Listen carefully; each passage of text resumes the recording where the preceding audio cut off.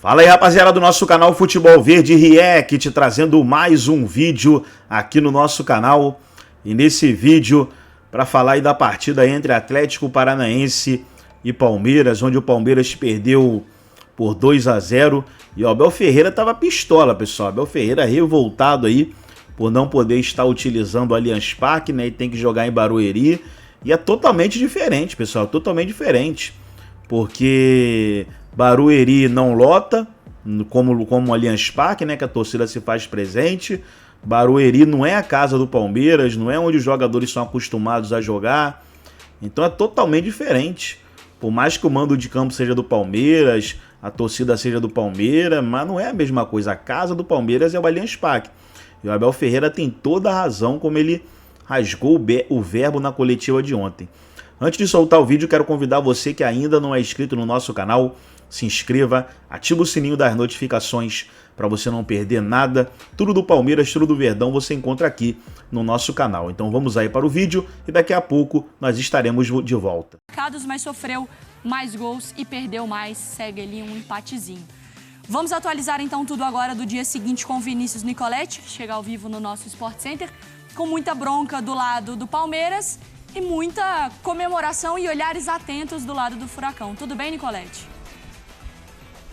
Tudo bem, Mário? Um abraço para você, abraço para os companheiros, fãs de esportes. Mais uma polêmica aí do técnico Abel Ferreira. No campo, o Palmeiras realmente não foi bem, como ele disse, faltou criatividade, faltou energia. Ele alegou que o time estava muito cansado, porque teve um dia a menos de descanso em relação ao próprio Atlético Paranaense. O Palmeiras jogou na quinta-feira, o Atlético Paranaense jogou com o time reserva na Copa Sul-Americana na quarta, então chegou inteiro para esse jogo, preservou os jogadores e chegou inteiro para esse jogo do Campeonato Brasileiro, onde defendia a liderança. E o lado do Palmeiras, o time realmente veio nessa sequência. Não teve o Murilo, que estava suspenso, o Aníbal Moreno, que teve um problema no olho, tomou uma pancada no olho, aí um trauma ocular e está fora pelos próximos aí 15 dias do Palmeiras. Então foram os dois desfalques nessa partida e é um jogo que teve muito estrago para o Palmeiras na questão dos jogadores suspensos, porque 3 jogadores tomaram cartão amarelo e estão fora do próximo jogo contra o Criciúma. Caso do Endrick, que vai fazendo aí a sua despedida do Palmeiras,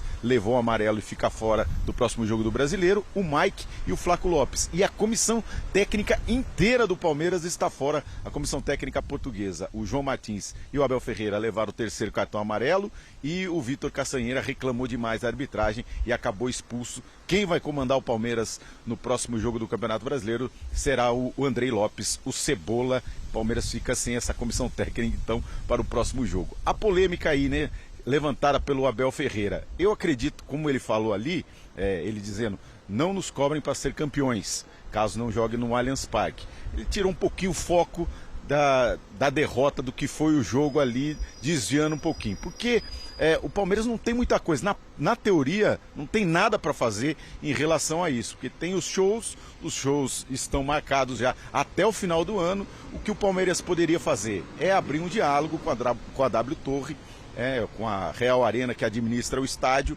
Hoje tem esse diálogo, porque tem um CEO que está conversando com o diretor de futebol, o Anderson Barros, e com esse diálogo se planejar para toda a temporada. O Palmeiras só saiu para jogar fora do Allianz Parque, nesses 2 jogos na Arena Barueri, 2 jogos por conta dos shows, e vai sair mais 2 vezes no ano. Próxima rodada contra o Vasco e depois dia 25 de outubro. Então são 4 datas apenas que o Palmeiras sairia do Allianz Parque por conta dos shows, que já estão agendados até o final do ano. Mas o Palmeiras ficou 5 jogos, esse foi o 7º fora do Allianz Parque, ficou 5 jogos por conta do gramado. Aí mostra essa falta de diálogo do Palmeiras com a W Torre, porque essa reforma do gramado poderia acontecer logo após o final do Campeonato Brasileiro do ano passado. O Palmeiras poderia passar, o Abel já vinha falando sobre isso, sobre a má qualidade do gramado no final do Campeonato Brasileiro, e a W Torre não fez nada, o Palmeiras também não cobrou nada. Então, na volta da temporada é que o Palmeiras se posicionou dizendo que não ia jogar mais no estádio, e aí ficou esse período todo de reforma do estádio e atrapalhou a sequência do time jogando fora do Allianz Parque. A questão é que o público realmente não está adaptado, joga fora da sua casa quando vai em Barueri, a média de público é de 16 mil torcedores e a média de público no Allianz Parque 36 mil torcedores. Então é por isso essa força aí que o Abel sentiu, não tem a mesma energia em Barueri, tem no Allianz Parque, mas se sair do Allianz Parque vai ser difícil pegar essa energia fora da casa do Palmeiras. Mas foi uma declaração aí para tirar um pouquinho também o foco de mais uma derrota em casa. Mari. E a gente coloca o foco, então, mais uma vez, já que o Abel tirou um pouquinho, para valorizar também a vitória, né? O resultado positivo do Furacão desde a estreia do treinador. 16 jogos, 13 vitórias, um empate e 2 derrotas. Um aproveitamento acima dos 80%, né? Com 39 gols marcados e 8 gols sofridos, considerando ali o período também do estadual. Assim, é que quando a gente fala, né, Donk, Marra, sobre esse resultado do Palmeiras, a gente vai entrar na questão do estádio. A gente vai entrar na questão da energia e tal. Mas não é que estamos falando de qualquer adversário, né, Marra? Não. Nós estamos falando que não foi assim, estava uma energia baixa e aí, por isso, um adversário que nem está jogando tão bem assim conseguiu aproveitar. Não é isso, né? Não é. E eu acho até que, assim, primeiro, eu concordo muito com o Vinícius, é um desvio de foco. Parecido com o Botafogo vai ser campeão, parece que o Botafogo vai ser campeão. E depois os próprios jogadores falaram que o Abel sempre acreditou no título do Palmeiras na temporada passada. Mas tem uma outra reflexão. Daqui a pouco a gente vai para o trabalho no Atlético Paranaense. Nos 6 jogos que o Palmeiras fez, o Palmeiras fez 4 jogos, pelo menos 4 jogos, muito difíceis. Ok, o Vitória está lá embaixo e tal. O Vitória fora de casa, na abertura de campeonato, é indigesto. Depois o Palmeiras pegou, e aí vamos para os difíceis, São Paulo, Inter, Flamengo e Atlético Paranaense. Peraí, ué. A gente está falando de uma tabela, no início da competição, uma tabela apertada. Eu sei, tem outros 19 times, é o Palmeiras e mais 19, vai pegar uma faixa da tabela, e jogou contra o Cuiabá, venceu, jogou contra o Vitória, venceu. Vai pegar uma faixa da tabela, do calendário, em agenda, que o Palmeiras vai, mesmo jogando mal, vai vencer alguns jogos. Mas eu acho que precisa compreender que essa etapa do campeonato do Palmeiras era uma etapa mais difícil mesmo. Quando a gente olha a tabela de classificação e a gente olha o Furacão lá na parte mais alta da tabela, não é aquele momento que o torcedor tira print para guardar para sempre, porque é um susto, né? A gente tem que se acostumar com o Furacão lá na parte de cima, Donk? Para mim, sim. É um clube que tem que ser levado muito mais em consideração, muitas vezes, que a gente não coloca tanto em foco nas prévias antes do início do campeonato. E eu acho que argumentos não faltam. De um time finalista de Libertadores, campeão de Copa do Brasil, campeão 2 vezes de Sul-Americana, que está constantemente se classificando para competições continentais. Então, não é uma novidade. O trabalho do Cuca dessa temporada é bom, mas não é só esse período que a gente está falando do Atlético Paranaense. E é um clube que, às vezes, por não estar no eixo e não se falar tanto, e não ter contratações badaladas, mas são investimentos certeiros de jogadores que têm crescido cada vez mais. O próprio Mastriani, que era um cara que estava dando Exato, sopa por é um aí, ótimo né, exemplo. Um cara que foi artilheiro da última Sul-Americana, ninguém falava tanto, foi lá pro Atlético e continua fazendo gols. Canóbio, grande temporada, que não só essa temporada, mas já vive uma grande fase há um bom tempo. Então, é um Atlético Paranaense, sem falar em revelações, né? Bento e a escola de goleiros do clube. Então, a gente tem que elogiar muito o que está acontecendo no campo, porque o time só tomou menos gols que o Criciúma, que tem a metade dos jogos, né? Porque mal jogou, e que tem um dos principais ataques do Brasileirão. Então, é um time extremamente equilibrado dentro de campo, com boas contratações, com uma gestão de alguns anos para cá. Então, assim, você falar... tira o print agora porque depois eu não sei, acho que é até um desrespeito ao que já tem feito há alguns anos esse clube. Eu acho até que quando saiu o Osório, o Cuca tira proveito de algumas avaliações que o treinador anterior fez. É um bom ponto. Porque, lembra a crítica? A crítica, ele não continua, não mantém o mesmo time, troca sempre e tal. Ok, ele troca mesmo. Para o treinador que está chegando, que bom que ele trocou. Eu vou poder avaliar pelos vídeos aqui a quantidade de jogador que eu às vezes não conhecia, não tinha trabalhado junto e tal. E eu não estou com isso tirando os méritos do trabalho dele, pelo contrário. É que ele tinha um material ali para observar, né? Mas, e o trabalho dele a gente sabe que é um trabalho bom, né? Sim, evidente.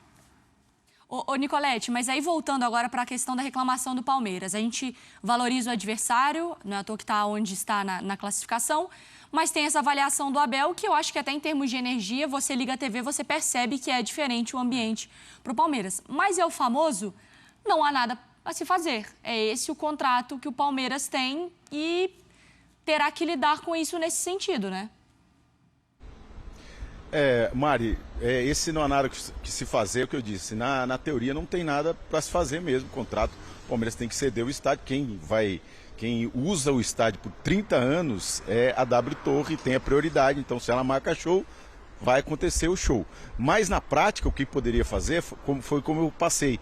É um diálogo, porque não teve esse diálogo na hora da reforma do estádio. O Palmeiras tem um litígio com a W Torre, está na justiça. O Palmeiras cobra no balanço 130 milhões de reais da W Torre. Aí tem o desconto que o Palmeiras também deve para a W Torre. Então, no balanço, 83 milhões de reais. E aí, por conta dessa briga jurídica que está lá na justiça, falta muito diálogo entre a empresa que administra o estádio, a W Torre, e o Palmeiras. Agora tem esse CEO, a W Torre tem um novo CEO, a Real Arenas, a empresa lá que administra o Allianz Parque, e aí tem um diálogo com o Anderson Barros. Então o Palmeiras faltou esse diálogo quando houve a reforma do estádio, por isso o time ficou 5 jogos fora do Allianz Parque.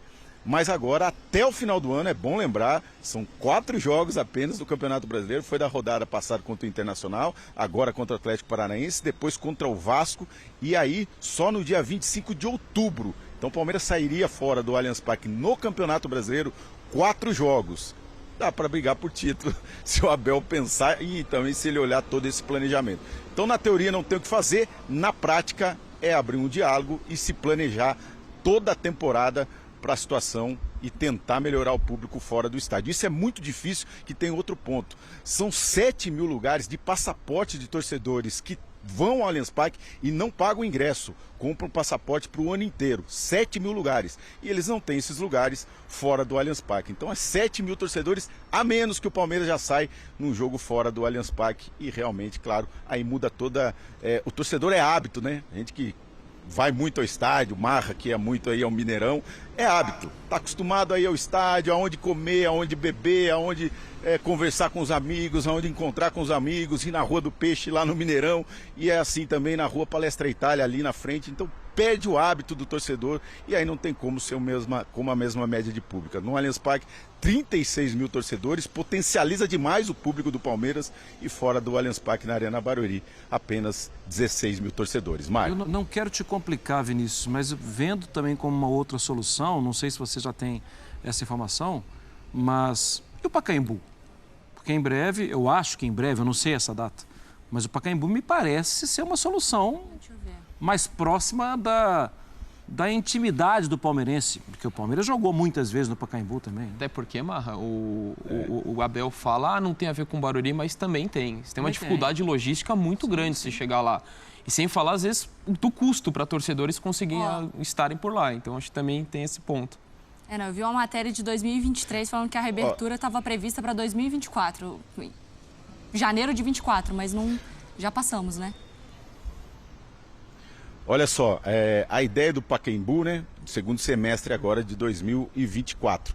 O Palmeiras tem uma ideia, claro, de mandar seu jogo quando o Pacaembu estiver disponibilizado, atuar no Pacaembu para fazer a reforma do gramado da Arena Barueri.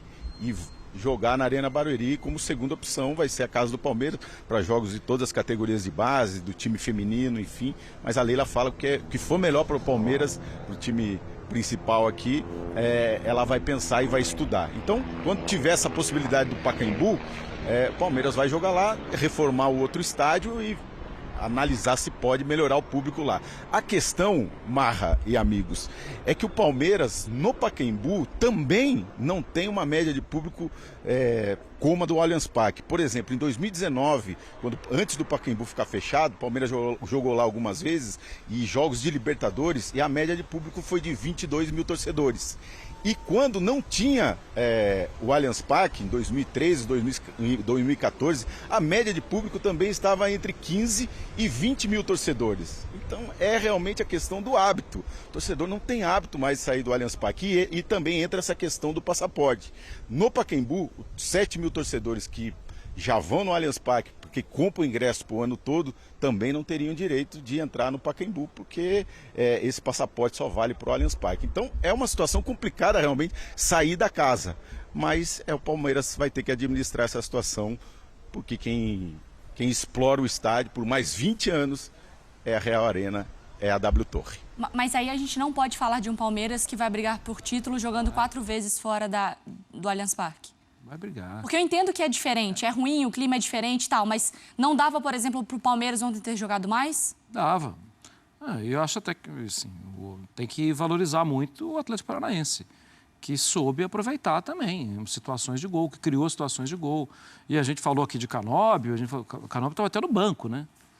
Então, assim, é um elenco que é bom. E eu acho que esse tipo de enfrentamento você vai ganhar, você vai perder. É contra quem está falando a língua de quero, no mínimo, porque, olha, ficar entre os 3, 4 primeiros. Perde pênalti, tem jogador adversário expulso. Você tem a oportunidade de vencer o jogo, não tem, Donk? Claro. Totalmente. E, assim, uma coisa é que, de fato, enfraquece o Palmeiras. A atmosfera, tudo mais, acostumado. Mas, assim, entre colocar isso e falar que não para se cobrar título, disputar título, aí já é uma diferença muito grande entre uma coisa e outra. O Palmeiras foi campeão em pandemia, quando não tinha torcida também. Então, assim, é um time qualificado que tem ganhado títulos em qualquer circunstância nos últimos anos, mantém um elenco muito forte, tem a perspectiva ainda de reforçá-lo na metade do ano. Então, você atribuir isso é colocar um peso desproporcional a uma situação que, de fato, é prejudicial, mas não na medida que o Abel colocou. Mas aí entra isso, assim, a gente está acostumado a ver treinadores fazer essa cortina de fumaça para desviar o foco. E o Abel muitas vezes faz isso e até para proteger o elenco muitas vezes. E num dia que a gente tem que falar muito da atuação grandiosa e do bom trabalho do Atlético Paranaense e também dos problemas do Palmeiras. Eu entendo quando o Marra fala da dificuldade da tabela e isso não pode ser ignorado, mas é um Palmeiras que não fez gol como mandante no Brasileiro até o momento. Tem 3 gols no campeonato. Exato. E foi muito vulnerável na transição defensiva. Você pega o primeiro tempo, o que sofreu no lado direito da defesa com os ataques do Atlético Paranaense, e isso não pode ser ignorado. Isso não atribui só a atmosfera da Arena Barueri. Então, é um ponto que tem que ser citado, mas não pode se ignorar as deficiências que tem apresentado o Palmeiras nesse momento no Campeonato Brasileiro. Nicolete, a gente volta a conversar, vou te liberar. Obrigada, viu? A gente precisa seguir aqui. Valeu, até mais. E é importante a gente falar, o Palmeiras que se manifestou contra, né? Então tá aí, pessoal, foi o vídeo da ESPN Brasil, todos os créditos, direitos autorais e agradecimentos. Estarei deixando o link na descrição desse vídeo, onde os comentaristas debateram aí a partida entre Atlético Paranaense e Palmeiras. Gostou do vídeo? Deixa o seu like, se inscreva no canal, ativa o sininho das notificações. Forte abraço a todos e até o nosso próximo vídeo aqui no nosso canal Futebol Verde React.